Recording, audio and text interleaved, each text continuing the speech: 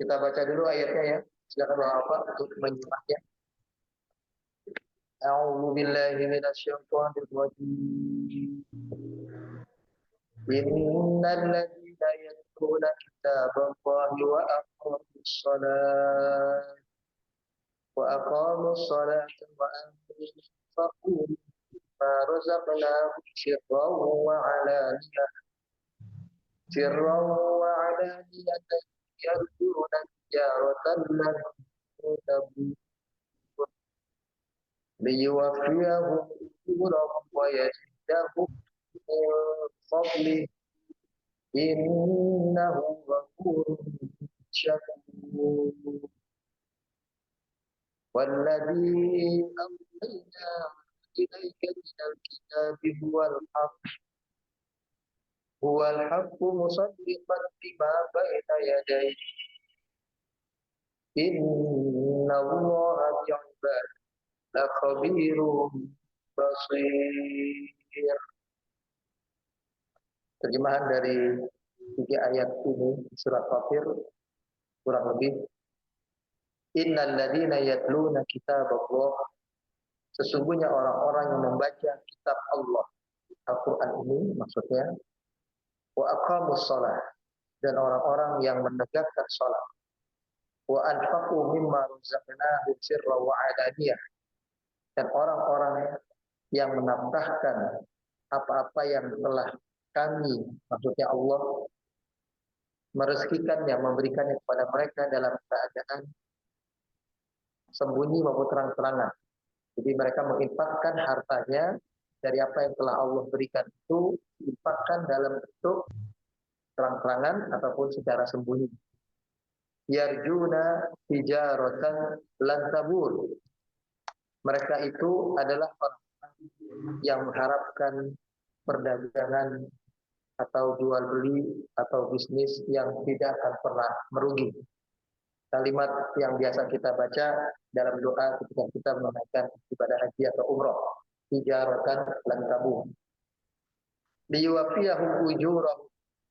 Semua ini agar Allah betul-betul menyempurnakan kepada mereka semua pahala-pahala hal-hal yang baik yang pantas untuk mereka terima. Wa yazidahum min fadli, dan Allah masih menambahkannya lagi dengan karunia-karunia lain. Dikasih lagi karunia lain. Innahu ghafurun syakur. Sesungguhnya dia Allah adalah zat yang maha pengampun, lagi maha mensyukuri apa-apa yang diperbuat oleh kita hamba-hambanya. Ayat yang satunya, walladzi auhayna ilaika minal kitab, dan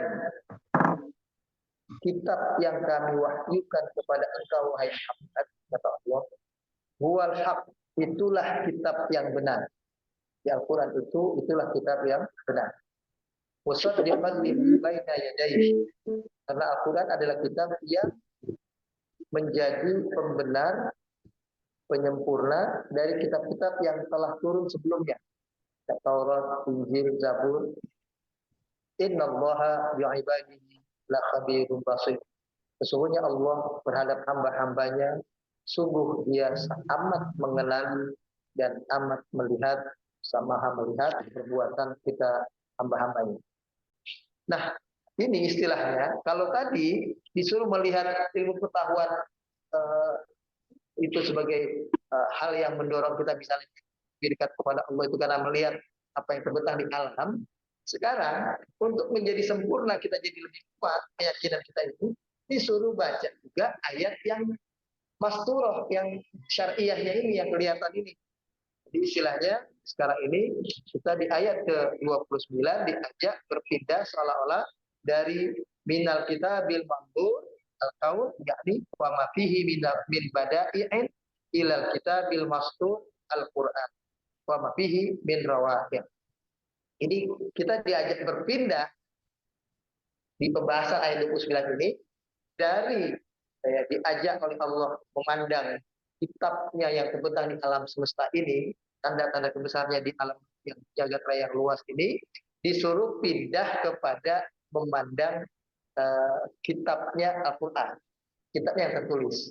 Jadi kitab yang tertulis ini tidak kalah pentingnya juga untuk dipelajari, ya, karena justru inspirasi-inspirasi tentang bagaimana menggunakan alam semesta yang luas itu justru ada petunjuknya di dalam Al-Quran. Jadi kita diajak kalau kemarin melihat tanda kebesaran Allah di tanda-tanda kebesaran yang terbentuk di alam jannah yang luas, sekarang disuruh lebih dekat kepada Allah melalui petunjuknya kitab Al-Quran yang tertulis ini. Nah itu begitu. Ya. Sekarang kita lihat. Jadi fatadhkuru sifatil ladina yakhshawna Allah. Maka kita nanti akan mendapati bagaimana sifat orang-orang yang takut kepada Allah itu. Jadi kalau tadi dikasih tahu basicnya adalah orang yang belajar, orang yang berpengetahuan, orang yang banyak berusaha mencari tahu, itulah orang yang berkesempatan untuk lebih dekat kepada Allah. Bahkan akhirnya lebih takut kepada Allah dibandingkan orang-orang yang tidak tahu apa-apa. Nah sekarang lebih lanjut dijelaskan siapa mereka ini, ya, dalam bentuk kesehariannya. Kalau itu dalam konteks pandangannya, pikirannya, ya, kematangan pengetahuannya. Nah, di ayat ini kita diajak untuk melihat sifat-sifat mereka siapa. Ternyata yang Allah maksud mereka itu adalah humul mu'minuna shadiqun. Mereka itu adalah orang mukmin yang membenarkan. Orang-orang mukmin yang membenarkan Allah bilang begini, memang iya. Allah bilang begitu, memang iya. Sesuai dengan Al-Quran ini juga. Sifat mereka yang pertama adalah alladzina yatluna kitaballah. Mereka adalah orang-orang yang membaca kitab Allah, yang membaca Al-Quran. Jadi kalau sekarang karena kita ada Al-Quran, sifat orang-orang berilmu yang takut kepada Allah itu kesehariannya adalah orang itu rajin baca Al-Quran. Jadi dari memandang fenomena alam ini itu mendorong dia, ya, penasaran siapa sih berarti sang pencipta itu, siapa sih Allah. Nah sudah tahu Allah memberikan Al-Quran, kitabnya dicari tahu, di kitabnya dia coba paham. Alladzina yatluna kitaballahi bitadabburin wa tafakkurin. Mereka adalah orang yang membaca Al-Quran dengan penuh perhatian, tadabbur, wa tafakkur, dengan penuh pencermatan. Jadi berusaha membaca itu dengan memahami isinya. Bukan sekedar baca buat mencari pahala. Itu sudah jelas kita akan dapat dengan baca Al-Quran. Wa yu'adduna shalah bil khusyuk wal khudu'. Ciri kedua mereka adalah mereka orang-orang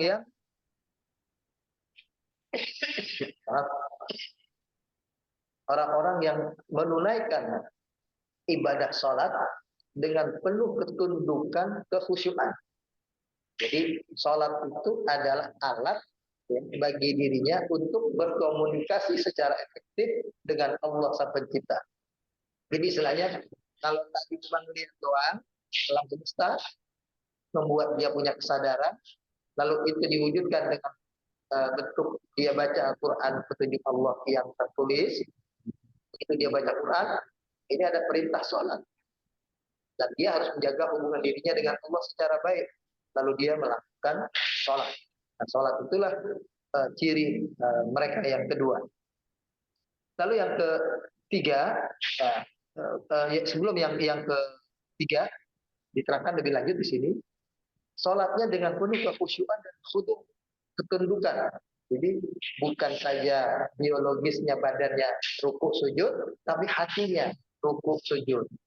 Wa yuhsinuna ila ibadillahi bisri wal ilan.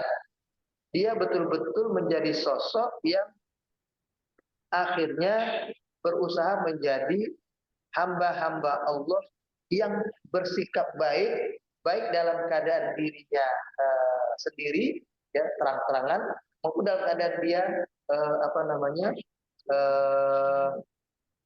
istilahnya nyata, secara tersembunyi.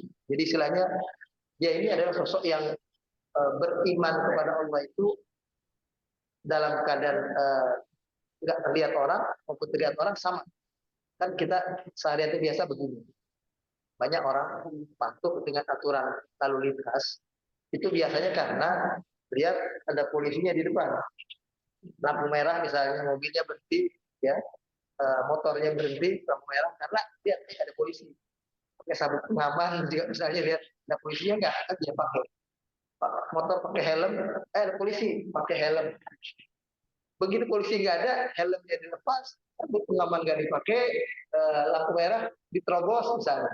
Nah, yang seperti ini namanya itu kepatuhan hanya pada ketika dia dalam kondisi terang, dalam kondisi terang-terangan, ada diperhatikan, ada dimonitor oleh pihak berwajib, polisi tadi. Begitu polisi nggak ada polisi, dia nggak patuh lagi.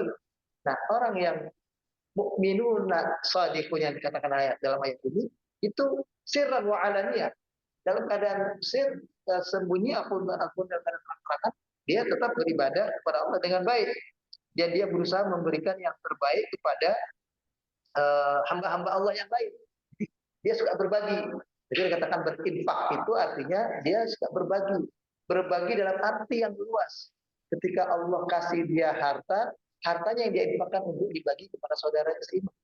Ketika dia punya kelebihan, Allah berikan ilmu, ilmu yang dia bagi untuk berbagi kepada sama saudara yang beriman. Ketika dia punya kelebihan, punya kekuasaan, otoritas kekuasaan, kekuasaannya dibagi untuk diberikan jalan bagi orang lain. Jadi semua hal yang dia miliki itu dijadikan sebagai alat untuk dia bisa berbuat lebih banyak baik kepada orang lain. Ibtigha mardhatih, karena tujuan hidupnya adalah mengharapkan ridha Allah saja. Wa talaban li thawabihi, dan dia hanya mengharapkan betul-betul pahala dari Allah saja. Haula'i humul faizuna bitijarah rabihah. Inilah orang-orang yang sejatinya disebut orang-orang yang menang dan selalu menang, tidak akan pernah rugi karena dia untung dunia akhirat. Wa fihim yaqulu taqaddas asma'uhu, karena itu otomatis jadi sifat yang ketiganya. Allah berfirman, ya, innal ladzina yatluna kitaballah wa aqamus shalah wa anfaqu mimma razaqnahum sirran wa alaniyah yarjuna tijaratan lan tabur. Sesungguhnya orang-orang yang membaca kitab Al-Qur'an, ya, kita sudah tertafsirkan ya, kitab Al-Qur'an yang dimaksud, dan orang-orang yang menegakkan sholat 5 waktu, ya, kita sekarang, wa anfaqu mimma razaqnahum, dan memberikan kelebihannya. Jadi bukan kita saja sebetulnya, dia mampu berbuat baik, mampu memberikan kelebihannya kepada orang lain, baik dalam keadaan terang-terangan maupun sembunyi. Orang itu berbuat tanpa pamrih. Istilahnya, wama min ni'matin tujza. Kan ada itu dalam ayat Quran surat Al-Lail, wama min ni'matin tujza illa bigha'a wajhi rabbi, ya, wala sawfa yarda. Yang dia harapkan ketika dia membantu berbuat baik dengan orang lain, enggak mengharapkan terima kasih dari orang itu. Dia berbuat baik sekarang dengan banyak orang begini berpikir, suatu saat atau saya susah, mungkin dia jadi balas nolong saya. Itu sebetulnya dalam konteks orang-orang yang dimaksud dalam konteks ayat ini kita baca ini, itu enggak begitu dia. Dia menolong orang lain, pokoknya karena diperintah Allah menolong orang lain, dia lakukan. Ada suatu saat nanti orang itu akan menolong dia, itu bagi dia nggak apa-apa. Nah, orang itu mau menolong silakan saja. Ataupun dia menolong orang lain dengan anggapan, saya sekarang menolong si fulan begini, harapannya nanti orang lain yang lain, mungkin bukan orang itu, orang lain menolong saya. Itu pun juga dia tidak pikirkan. Itu luar biasa. Jadi seperti dalam ayat yang lain dikatakan, ya, innama nut'imukum innama nut'imuhu liwajhil. Sesungguhnya kami memberikan bantuan makanan kepada orang-orang yang kelaparan itu semata-mata mengharapkan ridha Allah. La nuridu minhum jazaa'an wala syukura. Kami tidak mengharapkan balasan dari orang itu, bahkan sekedar ucapan terima kasih. Jadi orang nggak terima kasih, kita tolong orang nggak terima kasih, kan kadang kita suka kesal itu.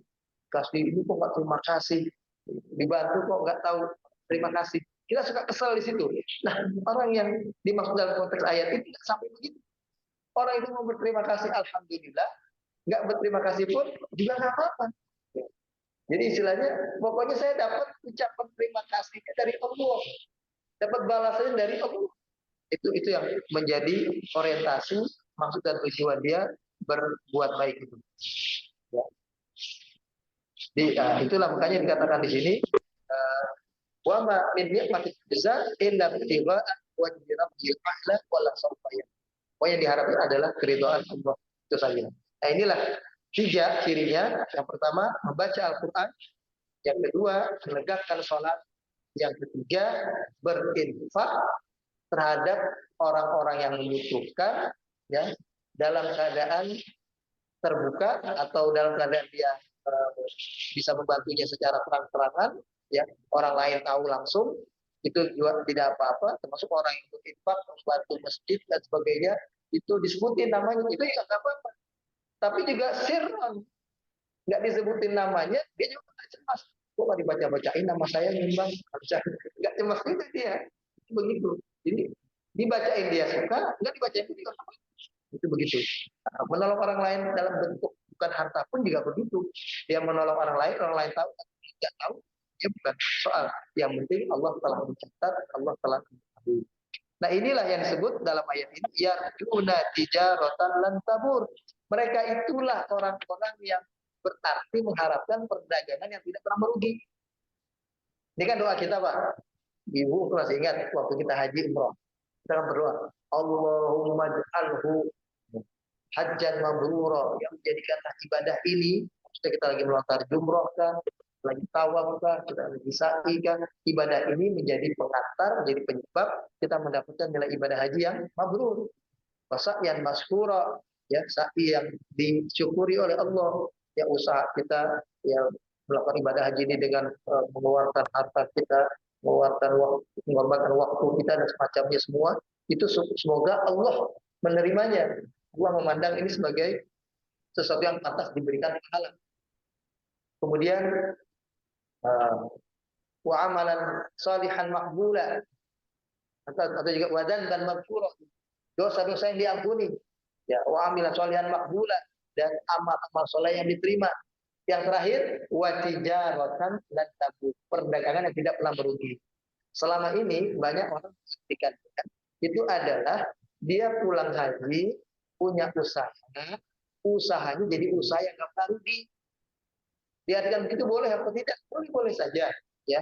Tapi sebetulnya tijaratan lan tabur yang sejati, yang sebenarnya bukan itu. Tijaratan lan tabur itu adalah orang-orang yang mengamalkan 3 hal ini, yaitu baca Quran, menegakkan sholat, dan yang ketiga berinfak di jalan Allah semata-mata demi mengharapkan keridhaan Allah. Inilah orang yang ibaratnya berdagang yang tidak akan pernah merugi, karena dagangnya dengan Allah. Dagang dengan Allah itu selalu menguntungkan. Coba kita lihat surat At-Taghabun, itu ada ayat yang mengatakan intuk ridullaha qardan hasanan yudha'af lakum. Surat yang ke-64 At-Taghabun ayat 17. Intuk ridullaha qardan hasanan yudha'ifhu lakum wa yaghfir lakum. Jika kalian memberikan pinjaman kepada Allah, pinjaman yang baik, maka Allah akan melipat gandakan pinjaman kalian itu dengan pembalasan dari Allah yang jauh lebih banyak, dilipat gandakan, dan Allah mengampuni kalian. Wallahu syakurun halim, zat yang tahu bagaimana mensyukuri perbuatan hamba-hambanya sehingga pantas diberikan pahala yang banyak. Dan Allah Maha Halim, Maha sayang betul kepada hambanya, ya. Surat ke-64 At-Taghabun ayat 17. Untuk ridhollaha. Qard dalam bahasa Arab itu pinjaman. Ini ternyata yang diambil dalam bahasa ini jadi kredit. Kredit itu dari bahasa Arab asalnya itu. Qard, pinjaman. Ya, qard itu pinjaman. Nah, itu siapa yang memberikan kredit kepada Allah, pinjaman kepada Allah, bahasanya Allah pinjaman. Jadi artinya padahal itu adalah miliknya semua. Kalau kita berbuat baik, dianggapnya oleh Allah, kalian pinjam kepada aku, pasti akan berikan balasan kepada kalian yang lebih besar. Itu begitu. Itu jadi yang untung itu memberikan pinjaman kepada Allah. Kalau pinjaman kepada orang, ya dibalasnya biasa aja, serupa. Gitu. Tapi kalau kepada Allah, dibalas lipat ganda. Nah, itu uh, perbuatan orang yang makanya disebut tijaratan lan tabur. Nah, orang-orang yang seperti ini di ayat ke-30-nya dikatakan liwafiyahum ujurahum wa yazidahum min fadli innahu ghafurun syakur. Orang-orang yang seperti inilah yang mampu tadi membaca ayat Allah yang kauniyah yang ada di alam semesta, dan orang-orang yang mampu membaca Al-Quran yang tertulis, ya, kitab Allah yang tertulis ini, lalu kemudian menegakkan sholat dan berinfak, orang-orang inilah yang nanti akan Allah sempurnakan pahalanya, itu tidak Allah kurangi. Wa yazidahu min fadli, bahkan diberi tambahan karunia-Nya di dunia. Jadi kalau kata liwafiyahu, kepiannya adalah pahala di akhir. Ini udah pasti. Tapi enggak cuma di akhirat saja. Allah katakan wa yazidahum min fadli, ditambah dunianya. Min fadli itu adalah dunianya pun dikasih keberkahan. Berkahan, jadi merasa jadi orang yang serba cukup. Ya. Yang penting itu ada rasa cukup. Kita itu yang orang kaya itu, gani, hakikatnya adalah orang yang sudah tidak lagi membutuhkan apapun. Itu orang kaya. Kalau kita masih suka berpikir pengen beli ini, beli itu, pengen punya ini, punya itu masih miskin. Betul. Hakikat orang kaya, orang yang sudah nggak butuh apa. Ibu, kalau udah jadi orang kayak gitu, itu orang paling kaya. Saya udah nggak butuh lagi rumah. Kenapa? Rumah anak saya udah banyak. Saya tinggal mau ke rumah anak saya. Mana yang mana yang? Apa saya punya rumah lagi sendiri? Saya udah lagi nggak butuh lagi mobil. Kenapa? Saya tinggal telepon anak saya, kalau saya mana-mana jemput. Anak saya ada 3, ada 4, ada 5. Ya. Cuma kalau anak kedua susah juga itu. Keduanya udah pergi, udah main karena yang kedua bisa sudah begini lebih dari 2. Kalau udah usia Bu, udah lanjut kita, anak 2 itu kurang. Anak 2 itu kurang. Ya, satu pesan satu pun udah selesai. Tapi kalau anaknya 3, ada 4, ada 5, itu ada aja yang bantu jadi. Nah, kalau ibu tadi saya bilang, kita sudah jadi orang yang tinggal telepon, anaknya datang, jemput. Mau jalan kemana, mau nengokin ke mana, oh silaturahmi ke rumah temannya, mau datang ke pengajian. Pada datang semua, anak yang bisa. Giliran saya, semuanya. Itu sudah orang kaya itu. Karena dia nggak butuh apa lagi, butuh mobil. Kan gitu. Nah itu sebetulnya orang yang disebutkan orang kaya itu adalah orang yang sudah tidak membutuhkan apa-apa kecuali apa yang sudah dia miliki, dan itu Allah mudahkan bagi dia pencapaian. Innahu ghafurun syakur. Ya Allah adalah zat yang maha pengampun lagi maha mensyukuri.